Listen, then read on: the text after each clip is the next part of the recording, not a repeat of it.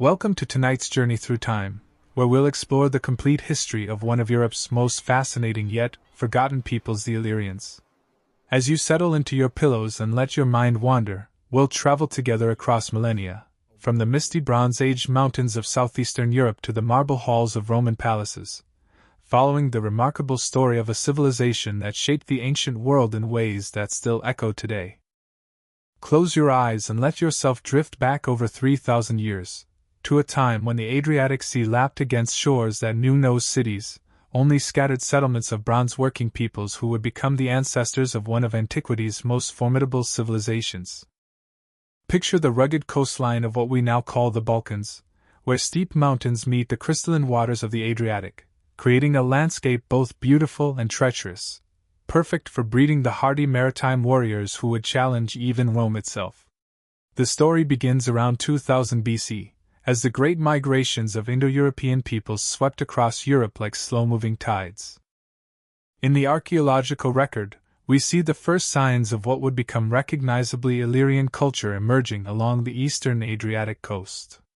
At sites like Gradina on the Bosna River and the stratified deposits at Bustol in eastern Croatia, archaeologists have uncovered pottery, bronze tools, and settlement patterns that mark the beginning of something new, a distinct culture that would flourish for over a millennium.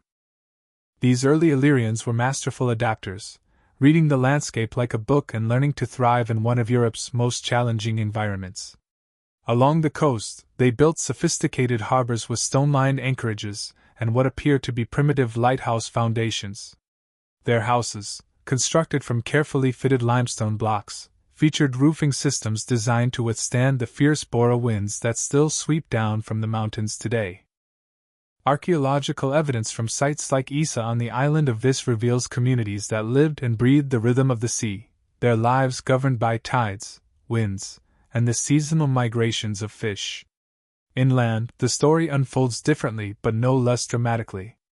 In the mountainous regions of Bosnia, Herzegovina, and Montenegro, Illyrian communities built fortified settlements called oppida that revolutionized Bronze Age urbanism in the Balkans. Unlike the sprawling, undefended villages of earlier periods, these settlements featured sophisticated defensive systems with multiple concentric walls, carefully planned gates with complex approach routes, and internal organizations that maximized both defensive capability and economic efficiency. The oppidum at Dorsen, perched on a limestone plateau above the Neretva River, exemplifies this remarkable achievement. Massive stone walls reaching heights of 8 meters in some sections incorporated natural rock formations into their defensive scheme while featuring carefully engineered gates that forced approaching visitors or attackers through narrow, easily controlled passages. Within the fortified perimeter, archaeologists have discovered specialized craft quarters, storage facilities, and what appears to be a central administrative complex distinguished by superior construction and prominent location. The material culture of these early Illyrian communities tells a story of both tradition and innovation. Pottery production underwent significant transformation, with the emergence of distinctive vessel forms that would remain characteristic of Illyrian ceramic traditions for centuries. Most recognizable were large storage jars featuring handles shaped like stylized animal heads, often interpreted as representing bulls or horses. These vessels, found consistently across Illyrian sites from Slovenia to Albania, suggest not only shared cultural practices but also possible religious or symbolic significance that bound these scattered communities together. Burial practices provide particularly revealing insights into early Illyrian social organization and belief systems. The transition from earlier cremation practices to inhumation burials marked a fundamental shift in attitudes toward death and the afterlife. At the necropolis of Glasenac in Bosnia, elaborate burial chambers constructed from carefully fitted stone slabs contain not only human remains but also extensive grave goods including weapons, jewelry, and ceramic vessels. The consistent north-south orientation of these burials suggests standardized religious practices that extended across the entire Illyrian cultural sphere. The grave goods themselves reveal sophisticated metalwork capabilities that distinguished Illyrian craftsmen from their contemporaries. Bronze weapons found in these contexts include distinctively shaped spearheads with elongated sockets and decorative elements, swords with characteristic pommel designs, and axes featuring complex geometric patterns. The quality of this metalwork demonstrates not only technical proficiency but also access to raw materials, suggesting extensive trade networks that connected Illyrian communities with copper sources in the interior mountains and tin deposits from more distant regions. As the Bronze Age gave way to iron around 1000 BC, Illyrian smiths adapted their techniques to the new material with characteristic ingenuity. Iron weapons from this transitional period show clear continuity with earlier bronze prototypes while taking advantage of the superior properties of the new material. Swords became longer and more robust, spearheads developed more effective penetrating points, and agricultural tools showed significant improvements in durability and functionality. Agricultural practices during this formative period adapted brilliantly to the diverse environmental conditions across Illyrian territory.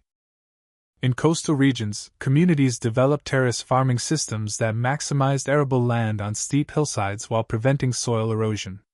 Archaeological evidence from sites like Pharos on the island of Var reveals sophisticated irrigation systems that channeled seasonal rainfall into storage systems carved directly into bedrock. These installations required considerable community effort to construct and maintain, suggesting well-organized social structures capable of coordinating large-scale public works projects.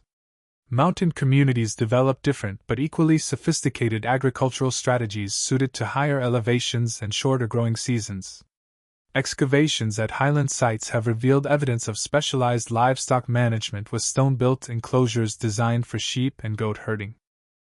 The presence of distinctive ceramic vessels associated with dairy processing suggests that these communities developed sophisticated techniques for preserving milk products essential for surviving harsh mountain winters. The relationship between early Illyrian communities and their neighbors reveals complex patterns of interaction, conflict, and cultural exchange. Along the northern borders of Illyrian territory, archaeological evidence suggests regular contact with Celtic populations expanding southward from Central Europe. This interaction is most clearly visible in the adoption of certain Celtic metalwork techniques and decorative motifs, particularly in regions of modern-day Slovenia and northern Croatia. However, Illyrian communities maintained their distinct cultural identity, adapting foreign influences to fit existing traditions rather than wholesale adoption of external practices. Eastern boundaries brought Illyrian communities into contact with Thracian peoples, creating a cultural frontier zone where material culture shows mixed characteristics. Sites in the upper valleys of the Morva and Vardar rivers contain artifacts displaying both Illyrian and Thracian features, suggesting either mixed populations or intensive trade relationships. The distinctive Illyrian pottery traditions, however, maintained their integrity even in these border regions, indicating strong cultural cohesion despite external influences. By the dawn of the first millennium BC, the cultural foundations established during the Bronze Age had evolved into increasingly sophisticated political structures that would define Illyrian society for the next 5 centuries. The scattered settlements and emerging social hierarchies of the previous era coalesced into distinct tribal confederations, each controlling substantial territories and developing unique governance systems adapted to their specific geographic and economic circumstances.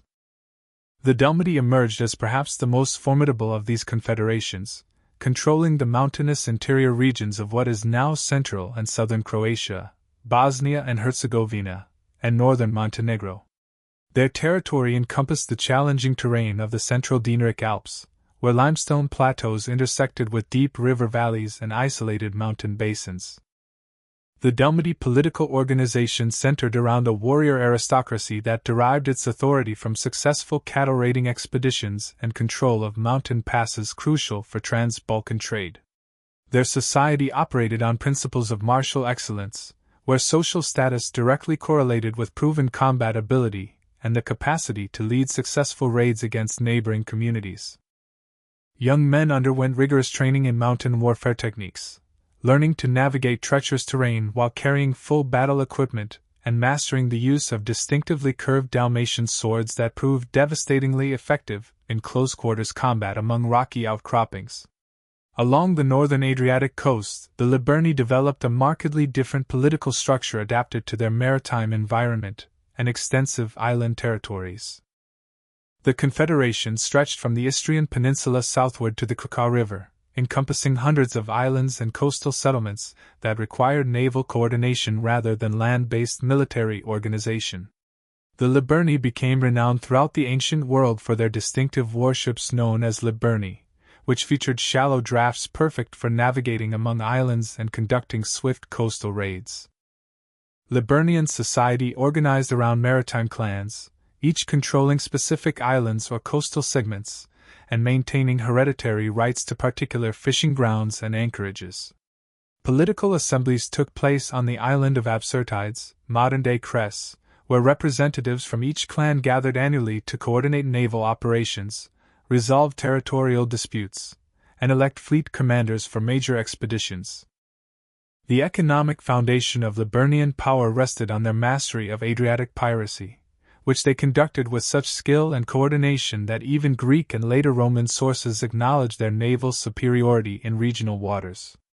These raids extended far beyond mere coastal harassment, encompassing sophisticated intelligence networks that tracked merchant shipping patterns and seasonal trade routes. Captured vessels and cargo were distributed according to complex formulas that ensured equitable sharing among participating clans while providing substantial portions for communal fleet maintenance and expansion. In the southeastern regions of Illyrian territory, the RDI Confederation controlled the fertile valleys and coastal plains around Lake Skadar and the mouths of major rivers including the Drine and Bojana. Their political organization reflected the agricultural wealth of their territory, with governance structures that emphasized land management and agricultural coordination rather than purely military leadership. The RDI developed sophisticated irrigation systems that required coordinated labor from multiple communities, fostering political institutions capable of managing complex hydraulic projects and seasonal agricultural cycles. The development of trade networks during this period laid foundations for later Illyrian economic prosperity.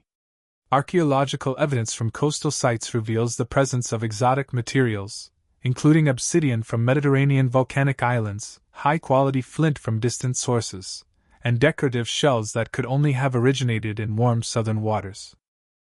The distribution of these materials throughout Illyrian territory, including remote mountain settlements, indicates sophisticated exchange systems that connected diverse communities across challenging terrain. Trade networks connecting Illyrian confederations with Greek colonies along the Adriatic coast developed gradually throughout this period, fundamentally altering economic relationships and political dynamics across the region. The establishment of Epidamnos around 627 BC marked a crucial turning point in these relationships, as Greek colonists sought to establish permanent commercial relationships with Illyrian communities rather than simply conducting occasional trading expeditions. Initial contacts between Illyrian confederations and Greek colonists involved careful negotiations that respected the territorial claims and political autonomy of both parties. The Greeks brought manufactured goods, including fine pottery, metalwork, and luxury items that appealed to Illyrian aristocratic tastes, while Illyrian communities provided raw materials, including metals, livestock, and agricultural products that Greek colonies needed for survival and prosperity. The development of Apollonia as a major Greek colony further expanded these commercial relationships, creating multiple contact points between Greek and Illyrian cultures. Unlike purely extractive colonial relationships common elsewhere in the Mediterranean, the Greek colonies in Illyrian territory operated more as trading partners than as dominant powers, largely due to the military capabilities and political sophistication of the Illyrian confederations they encountered. Religious practices during this period reflected both indigenous traditions and gradually increasing Greek influence, creating syncretic belief systems that maintained distinctively Illyrian characteristics while incorporating selected foreign elements. Indigenous Illyrian deities continued to receive veneration at traditional hilltop sanctuaries, where archaeological evidence reveals ongoing sacrificial activities and votive offerings that maintained continuity with earlier religious practices. The cult of the great goddess, evidenced by numerous female figurines found throughout Illyrian territory, remained central to religious life across all confederations. These figurines, typically carved from local stone or cast in bronze, display consistent iconographic elements, including elaborate headdresses, prominent breasts, and ritual objects that suggest roles in fertility and agricultural ceremonies. The transformation of Illyrian tribal confederations into centralized monarchies represented one of the most significant political developments in the Western Balkans during the 5th and 4th centuries BC. The decentralized warrior societies that had dominated the region for centuries gradually gave way to powerful kingdoms capable of projecting authority across vast territories and engaging with major Mediterranean powers as equals. This consolidation occurred through a combination of military conquest, strategic marriages, economic control, and the establishment of permanent administrative centers that could coordinate increasingly complex governmental functions. The process began earliest among the Ardii, where the fertile river valleys and coastal plains provided the agricultural surplus necessary to support professional armies and permanent administrative bureaucracies. Around 400 BC, a warrior named Bardyllis emerged from the traditional clan structure to establish what classical sources recognize as the first true Illyrian kingdom. Unlike previous war leaders who held temporary authority during specific campaigns, Bardyllis maintained permanent control over military forces and established a capital at Skadra, strategically positioned to control both riverine and coastal trade routes. Bardyllis transformed traditional Illyrian military organization by creating standing units of professional soldiers who owed personal loyalty to the king rather than to clan leaders. These troops received regular pay from royal treasuries, freeing them from seasonal agricultural obligations that had previously limited campaign durations. The king's bodyguard, numbering approximately 300 elite warriors, served as the core of this new military system, with members selected based on proven combat ability rather than aristocratic birth. The economic foundations of these emerging kingdoms rested heavily on control of Adriatic trade routes that connected Italian markets with Balkan resources and Eastern Mediterranean luxury goods. The Ardii kingdom's strategic position allowed royal officials to impose transit taxes on merchant caravans traveling between coastal ports and interior regions, generating substantial revenues that funded military expansion and administrative development. Silver mining operations in the mountainous interior provided another crucial source of royal revenue. The mines at Damascene, located in the Upper Drine Valley, produced high-quality silver ore that Illyrian monarchs transformed into standardized coinage systems. The earliest Illyrian coins, minted around 350 BC, featured royal portraits on the obverse and symbols of royal authority, including crowns, scepters, and military insignia on the reverse. Military organization under the new monarchical systems represented a revolutionary departure from traditional tribal warfare practices. Professional armies replaced seasonal warrior bands, with soldiers receiving standardized equipment, regular training, and systematic tactical instruction. The famous Illyrian light infantry, known throughout the ancient world for their mobility and effectiveness in rough terrain, developed during this period as royal military commanders adapted traditional mountain warfare techniques to the needs of territorial conquest and defense. Diplomatic relations with Macedonia under Philip II began as territorial disputes over border regions but evolved into complex negotiations involving marriage alliances, territorial exchanges, and military cooperation agreements. Philip's expansion into Illyrian territories initially met fierce resistance from King Bardyllis, who viewed Macedonian advances as direct threats to Illyrian independence and territorial integrity. The decisive engagement between Bardyllis and Philip occurred in 358 BC near Lake Ohrid, where Macedonian tactical superiority ultimately prevailed despite fierce Illyrian resistance. Classical accounts describe a brutal battle in which Illyrian light infantry initially disrupted Macedonian formations through rapid flanking attacks but ultimately could not withstand the sustained pressure of coordinated phalanx advances supported by Macedonian cavalry charges.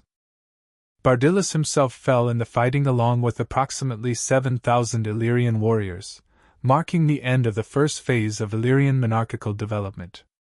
Under Alexander the Great, Macedonian-Illyrian relations continued along similar lines, with Illyrian kingdoms providing auxiliary troops for Alexander's campaigns while maintaining internal autonomy.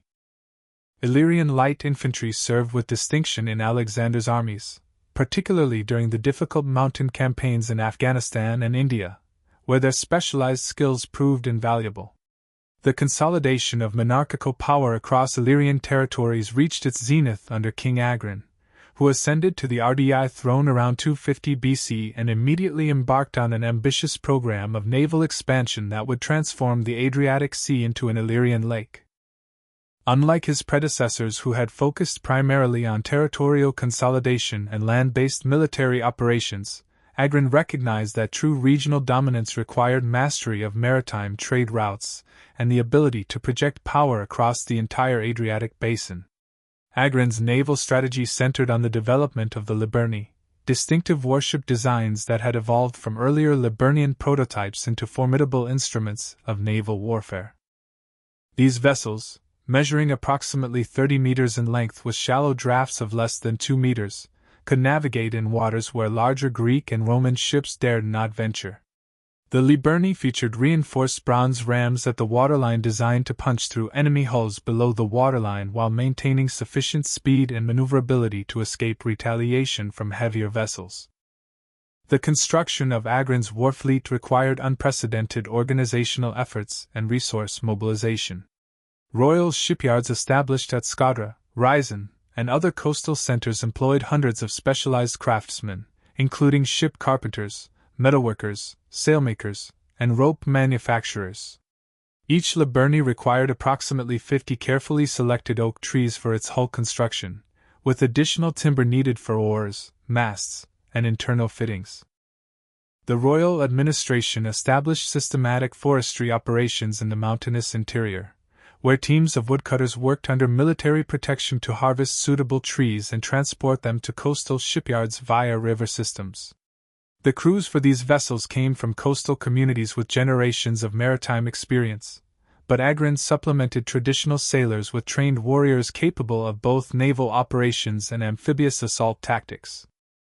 Each Liburni carried between 100 and 120 men, including approximately 80 rowers who could also fight as marines when required. The remaining crew consisted of specialized naval warriors armed with javelins, short swords, and grappling equipment designed for boarding enemy vessels. Agrin's establishment of naval supremacy in the Adriatic fundamentally altered the economic and political dynamics of the entire region. Merchant vessels traveling between Italian ports and Greek colonies now required Illyrian permission to transit Adriatic waters, generating substantial revenues through transit fees and protective arrangements. The king's naval forces maintained permanent patrol stations at strategic points, including the straits, the approaches to major ports, and the channels between important islands. The death of Agrin in 231 BC brought his widow Tuda to power as regent for their young son, marking a crucial transition in Illyrian political development. Tuda, described by contemporary sources as possessing both remarkable intelligence and fierce determination, inherited a naval force at the peak of its capabilities and a kingdom with unprecedented wealth and territorial control. However, she also faced mounting pressure from Roman commercial interests and Greek city-states who viewed Illyrian maritime dominance as an intolerable threat to their economic prosperity. The expansion of Illyrian piracy operations under Tuda's direction represented a calculated response to perceived Roman encroachment on traditional Illyrian maritime territories. Rather than random raids conducted for immediate profit, these operations followed strategic objectives designed to demonstrate Illyrian naval capabilities while generating revenues necessary for continued fleet expansion. Tuda's naval commanders received detailed instructions regarding which vessels to target, what cargoes to prioritize, and how to treat captured crews to maximize both economic and psychological impact. Roman merchants found themselves particularly vulnerable to these operations because their vessels, designed for carrying maximum cargo loads rather than defensive operations, could neither outrun Illyrian Liburni nor effectively resist boarding attempts. The systematic nature of attacks on Roman shipping created a climate of fear that disrupted established trade routes and forced Roman merchants to seek alternative transportation arrangements, or pay substantial fees for Illyrian protective services. The growing tensions between Queen Tuda's Illyrian kingdom and Roman commercial interests reached a critical juncture in 230 BC when a Roman embassy arrived at Scadra to demand compensation for attacks on Roman merchant vessels and guarantees of safe passage for future Roman shipping operations. The embassy, led by the brothers Gaius and Lucius Coruncanius, represented the first formal diplomatic contact between Rome and the Ardii kingdom, marking the beginning of a confrontation that would fundamentally reshape the political landscape of the Adriatic region. Roman motivations for intervention in Illyrian affairs extended far beyond simple protection of merchant shipping, though commercial considerations certainly played a significant role. The Roman Senate viewed Illyrian naval dominance in the Adriatic as a strategic threat to Roman expansion eastward, particularly given Rome's growing interest in Greek affairs and potential military operations across the Adriatic. Tuda's response to the Roman embassy demonstrated both her political acumen and her determination to maintain Illyrian independence in the face of Roman pressure. Rather than rejecting Roman demands outright, she offered limited concessions that addressed some Roman concerns while preserving essential elements of Illyrian maritime policy. She agreed to investigate specific incidents involving Roman vessels and provide compensation where Illyrian responsibility could be proven, but refused to accept blanket restrictions on Illyrian naval operations in waters she considered part of her kingdom's territorial domain. The breakdown of diplomatic negotiations occurred when one of the Roman ambassadors, Lucius Coruncanius, was killed during a confrontation with Illyrian officials at Issa. Contemporary accounts provide conflicting versions of this incident, with Roman sources claiming that Coruncanius was murdered on Tuda's direct orders, while Illyrian traditions suggest that he died during a riot that erupted when local populations learned of Roman demands for unrestricted access to their territories. Regardless of the specific circumstances, Coruncanius's death provided Rome with a clear casus belli that justified military intervention. Roman preparations for war against the Illyrian kingdom reflected careful strategic planning and substantial resource mobilization. The Senate authorized the construction of a fleet specifically designed for Adriatic operations, including 200 quinquiremes and numerous smaller vessels adapted for coastal warfare. The Roman expeditionary force assembled for the Illyrian campaign numbered approximately 22,000 infantry and 2,000 cavalry, supported by allied contingents from Greek cities and other Mediterranean partners. The campaign opened in 229 BC with a coordinated Roman assault on Corcyra, where Illyrian forces under the command of Demetrius of Pharos had established a substantial garrison. The island's strategic importance derived from its position controlling the Strait of Otranto, the narrow passage between the Adriatic and Ionian seas through which all maritime traffic between Italy and Greece had to pass. Roman siege operations at Corcyra demonstrated the tactical advantages of their superior numbers and siege engineering capabilities. The Roman fleet established a complete blockade of the island while land forces systematically reduced Illyrian defensive positions using advanced siege techniques including battering rams, siege towers, and torsion artillery. Demetrius of Pharos, recognizing the hopelessness of his position, negotiated a surrender agreement that preserved the lives of his garrison in exchange for transferring control of Corcyra to Roman forces. The rapid collapse of Illyrian positions along the coast reflected both Roman military superiority and the pragmatic recognition by Greek colonial populations that their economic interests lay with the emerging Roman power rather than with traditional Illyrian overlords. Tuda, recognizing that further resistance would only result in additional casualties without achieving meaningful military objectives, opened negotiations for a comprehensive peace settlement that would preserve her dynasty while acknowledging Roman supremacy in the Adriatic region. The Treaty of 228 BC established the framework for Roman-Illyrian relations that would persist for the next decade. Under its terms, Tuda retained control over a substantially reduced territory centered on Scadra and the immediate surrounding region while acknowledging Roman authority over former Illyrian coastal possessions and island territories. The treaty specifically prohibited Illyrian naval operations beyond the Lissus River and required annual tribute payments to Rome as acknowledgement of Roman supremacy. Roman establishment of protectorates over former Illyrian territories represented a significant innovation in Roman imperial administration. Rather than annexing conquered territories directly, Rome established client relationships with local communities that preserved nominal independence while ensuring Roman control over strategic resources and military capabilities.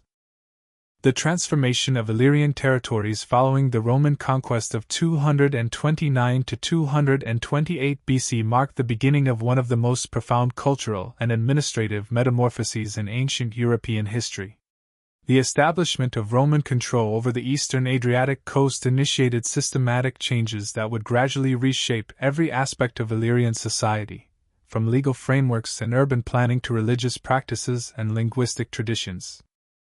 This process, known as Romanization, occurred not through sudden imposition but through the gradual integration of Roman administrative practices, legal systems, and cultural norms into existing Illyrian structures.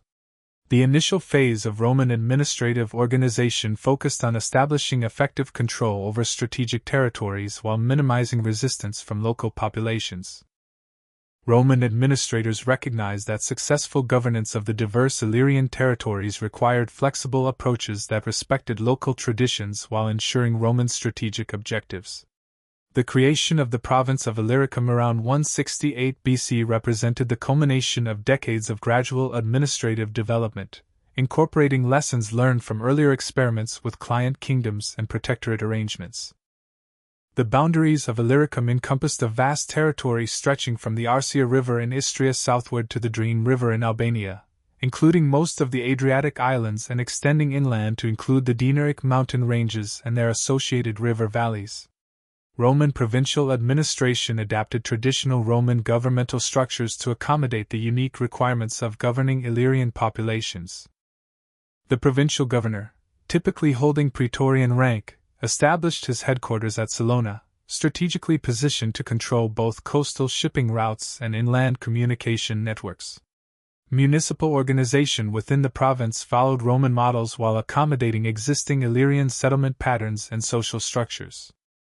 The process of Romanization in Illyrian territories occurred gradually through multiple interconnected mechanisms that transformed local societies without completely eliminating indigenous cultural elements.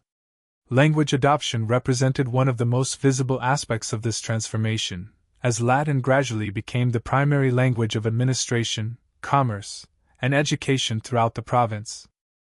However, this linguistic transition occurred over several generations, with indigenous Illyrian languages persisting in rural areas and domestic contexts well into the imperial period. Legal system integration proceeded through the gradual replacement of traditional Illyrian customary law with Roman legal frameworks and procedures. Roman courts established in provincial capitals applied Roman civil law to disputes involving Roman citizens while initially allowing indigenous legal traditions to govern relationships between Illyrian community members. Over time, the advantages of Roman legal procedures, including standardized evidence requirements, appellate processes, and enforcement mechanisms, encouraged voluntary adoption of Roman law even in cases where traditional alternatives remained available. Social structure transformation represented one of the most complex aspects of Romanization, as Roman administrative practices gradually modified traditional Illyrian clan-based hierarchies while creating new opportunities for social mobility. The Roman concept of citizenship, initially limited to Italian settlers and selected local elites, gradually expanded to include broader segments of the Illyrian population who demonstrated loyalty to Roman authority and competency in Roman cultural practices. Roman military service provided one of the most important pathways for Illyrian social advancement and cultural integration.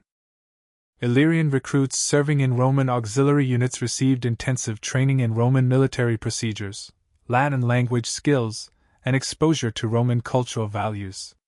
Veterans returning to their home communities after completing military service brought Roman organizational methods, technical skills, and cultural perspectives that facilitated broader social transformation. The auxiliary units recruited from Illyrian populations became renowned throughout the Roman world for their effectiveness in difficult terrain and challenging combat conditions. The cohors Delmatarum and similar units served with distinction in campaigns from Britain to Syria, earning recognition for their discipline, endurance, and tactical flexibility. These military experiences exposed Illyrian soldiers to the full scope of Roman civilization, while providing them with valuable skills and connections that enhanced their post-service careers. Urban development throughout the province reflected the systematic application of Roman planning principles and construction techniques to create functional, defensible, and aesthetically impressive urban centers. The reconstruction of Salona during the 1st century BC exemplified this approach, with massive public works projects that transformed a modest Illyrian settlement into a major Roman administrative center capable of supporting a population exceeding 60,000 residents. Infrastructure development represented a crucial component of Roman urbanization efforts, with massive investments in water supply systems, sewage networks, and transportation facilities that dramatically improved living conditions while demonstrating Roman engineering capabilities. The aqueduct system serving Salona drew water from mountain springs located more than 20 kilometers from the city, requiring sophisticated engineering to maintain proper gradients across challenging terrain, while providing sufficient flow to meet urban demands. Road construction throughout the province followed Roman engineering standards that prioritized durability, all-weather accessibility, and efficient movement of military forces and commercial traffic. The Via Dalmatica, connecting Aquileia with Dyrrhachium, represented one of the most ambitious engineering projects undertaken in the province, requiring the construction of bridges, tunnels, and mountain passes that remained in use for centuries after the fall of Roman authority. Religious syncretism emerged as one of the most fascinating aspects of cultural transformation in Roman Illyria, as traditional Illyrian deities gradually merged with Roman religious practices while maintaining distinctive local characteristics.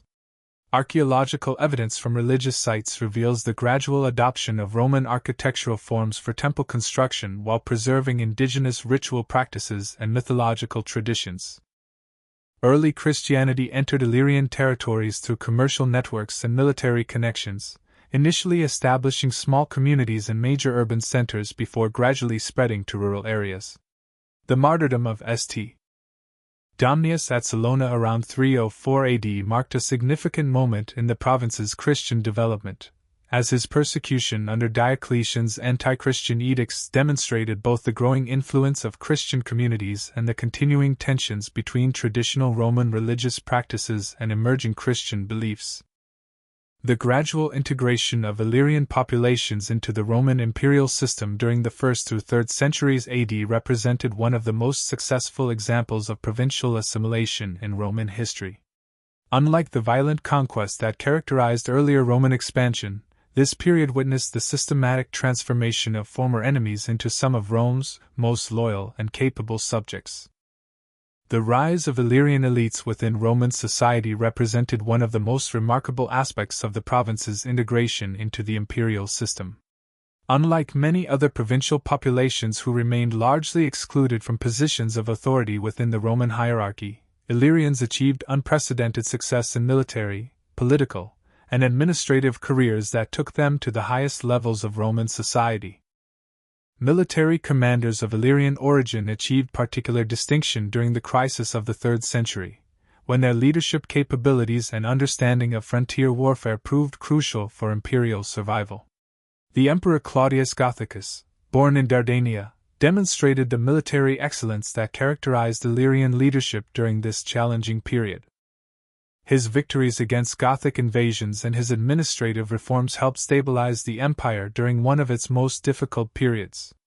The transformation reached its culmination with Gaius Aurelius Valerius Diocletianus, born around 244 AD in Salona to a family of modest circumstances, who emerged from the ranks of the Illyrian military establishment to implement the most comprehensive governmental reforms in Roman history.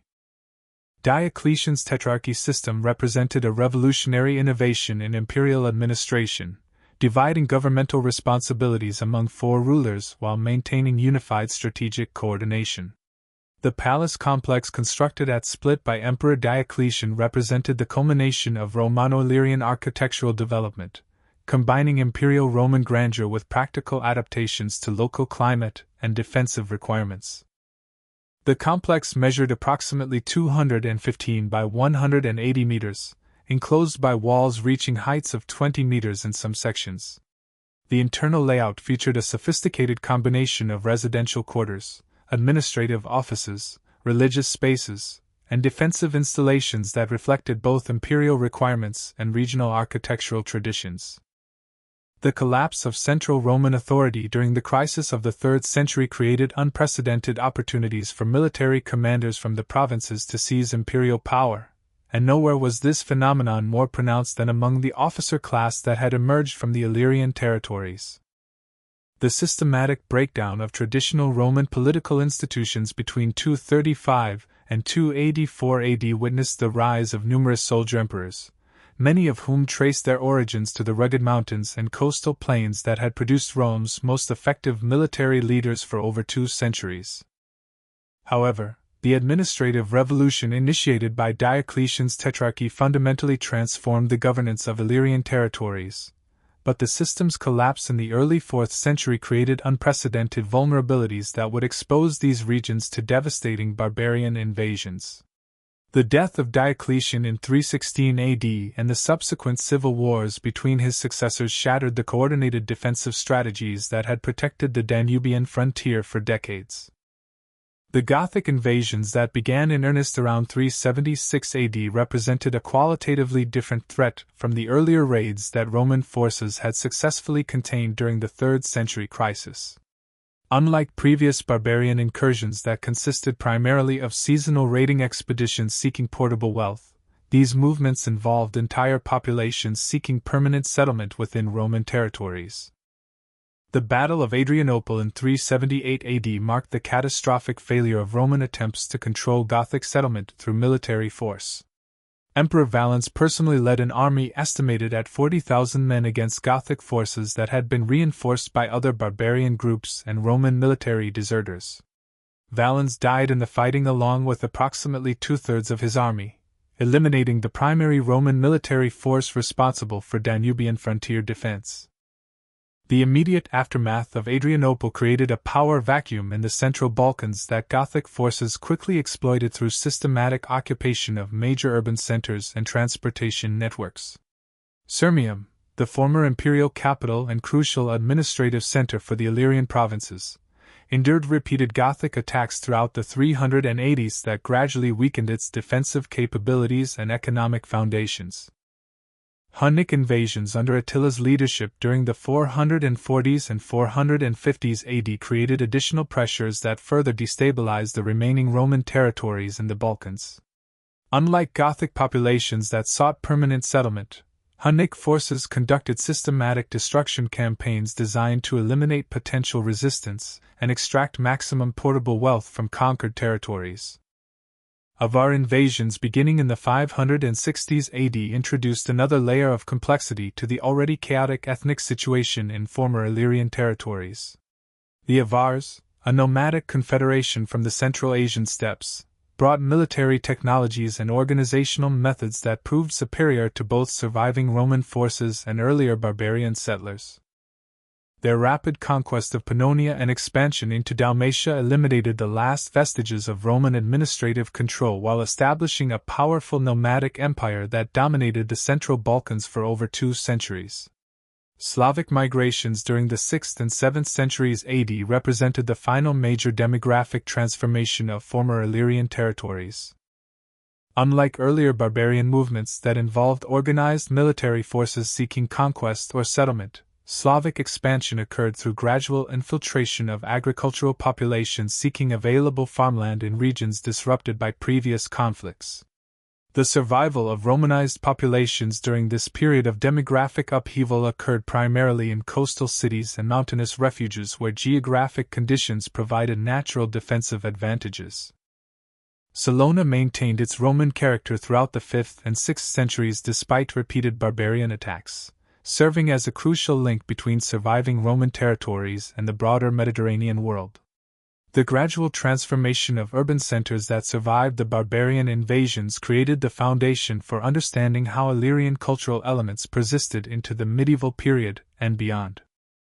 As traditional Roman administrative structures collapsed and new political entities emerged from the demographic chaos of the 5th through 7th centuries, the question of cultural continuity became increasingly complex. The linguistic legacy of the Illyrians represents one of the most contentious areas of modern scholarship, with competing theories about the survival of Illyrian language elements in contemporary Albanian and other Balkan languages generating intense academic debate. Proponents of Albanian Illyrian continuity point to specific phonetic patterns, grammatical structures, and vocabulary items that appear to show direct descent from ancient Illyrian linguistic traditions. The Albanian language contains numerous words for geographical features, agricultural practices, and pastoral activities that lack clear Indo-European etymologies, suggesting possible preservation of pre-Roman linguistic substrates in mountainous regions where administrative control remained limited throughout the imperial period. The phonetic system of modern Albanian displays several characteristics that distinguish it from other Indo-European languages in the region, including specific sound changes and consonant clusters that some linguists interpret as evidence of Illyrian substrate influence.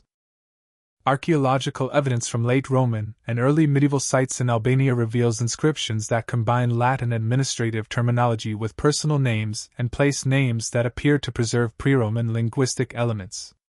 However, the limited corpus of definitively Illyrian linguistic material makes definitive conclusions extremely difficult to establish. The ancient sources that preserve Illyrian words and names provide insufficient data for reconstructing the phonetic system, grammatical structures, or vocabulary of ancient Illyrian languages with the precision necessary for detailed comparative analysis. Recent archaeological discoveries have provided new insights into the survival of Illyrian cultural practices in remote mountain communities where Roman administrative influence remained limited. Excavations at sites in the Dinaric Alps reveal settlement patterns, architectural techniques, and material culture that show remarkable continuity from the pre-Roman period through the early medieval era. Stone construction methods, defensive arrangements, and domestic architectural features found at these sites display characteristics that appear to preserve indigenous traditions while incorporating selected Roman technological innovations. The hilltop settlement at Komani in northern Albania exemplifies this cultural continuity, with archaeological layers revealing continuous occupation from the late Roman period through the early medieval era. The site's defensive walls incorporate construction techniques that combine Roman masonry methods with traditional drystone building practices characteristic of pre-Roman Illyrian settlements. Pottery assemblages from different chronological levels show gradual stylistic evolution rather than abrupt replacement, suggesting cultural continuity despite changing political circumstances. Cemetery excavations throughout the former Illyrian territories reveal burial practices that preserved indigenous traditions while adapting to Christian religious requirements. The necropolis at Kruja shows burial orientations, grave goods, and monument types that maintain continuity with pre-Roman practices while incorporating Christian symbols and Latin inscriptions. Personal ornaments, weapons, and domestic items found in these burials display decorative motifs and manufacturing techniques that appear to preserve traditional Illyrian artistic traditions despite centuries of Roman cultural influence. The influence of Illyrian heritage on medieval and modern Balkan peoples involves complex questions of ethnic continuity that resist simple answers. Various groups throughout the Balkans have claimed Illyrian ancestry as part of their national identity formation processes, often emphasizing selected aspects of ancient Illyrian history while minimizing others that do not support contemporary political objectives. Albanian nationalist movements of the 19th and 20th centuries promoted theories of direct descent from ancient Illyrians as part of their efforts to establish historical legitimacy for territorial claims and cultural distinctiveness from neighboring Slavic populations. Croatian historical traditions have similarly emphasized connections to ancient Illyrian populations, particularly in coastal regions where Roman sources documented extensive Illyrian settlement. The complexity of ethnic continuity in the Balkans reflects the reality that modern national identities emerged through historical processes that involved multiple population groups, cultural influences, and political developments over many centuries. The demographic disruptions of the 5th through 7th centuries created conditions where traditional ethnic boundaries became blurred through intermarriage, cultural exchange, and political realignments that produced new social formations. Archaeological evidence suggests that survival and adaptation occurred through complex processes rather than simple linear descent from ancient populations. Urban centers that survived the barbarian invasions underwent fundamental transformations that reflected changing economic conditions and political requirements. Markets that had previously served extensive trade networks contracted to serve primarily local needs, while monumental architecture fell into disrepair as resources were redirected toward defensive installations and basic infrastructure maintenance. The Forum at Salona was gradually converted into a fortified compound that served defensive rather than commercial functions, while residential areas were modified to accommodate extended families and clan-based social organizations that differed substantially from earlier Roman household arrangements. These transformations created hybrid communities that preserved selected elements of Roman, Illyrian, and barbarian cultural traditions while adapting to new political and economic realities. Monasticism emerged as a crucial institution for preserving classical learning and Christian traditions during the political chaos of the 5th and 6th centuries. Monastic communities established in remote locations throughout former Illyrian territories maintained libraries, scriptoriums, and schools that preserved Latin literary traditions while adapting classical educational methods to contemporary needs. The monastery at Salona maintained one of the largest libraries in the Western Balkans, with manuscripts that included classical literary works, Christian theological treatises, and practical manuals covering agriculture, medicine, and engineering. The gradual emergence of successor kingdoms during the 6th and 7th centuries created new political frameworks that combined barbarian military organization with adapted Roman administrative practices.